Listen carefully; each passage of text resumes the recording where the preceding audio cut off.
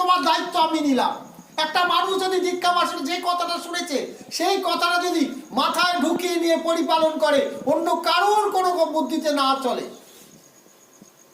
তাহলে কিন্তু মানুষ দেখতে পাবে যে ঠাকুর তাকে ধরে আছেন আছেন আছেন আছেন সব পরিস্থিতিতে। তিনি একদম মায়ের মতন, তিনি আমাদের আগলে আগলে নিয়ে চলেন। যে যে চলছে শেষে বুঝছে, আমি যতই তাদের বুঝাই না কেন, তার ভিতরে যদি ওই ক্যাপাসিটার না থাকে, ওই আধার না থাকে,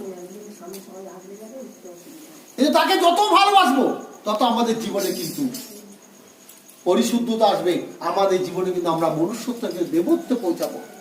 ঠাকুরকে ভালোবাসলে আমাদের কি হবে? ঠাকুরের যে গুণগুলো সেগুলো আমার ভিতরে প্রবেশ করবে। আমি একটা মস্তানকে ভালোবাসলে কি হবে? আমার ভিতরে মস্তানের অ্যাটিটিউডটা প্রবেশ করবে। ঠিক ঠাকুরের গুণগুলো প্রবেশ করবে। ঠাকুর তাই বলছেন, চাউনি তোমার মিষ্টি করো, মিষ্টি করো কথা, চলন্ত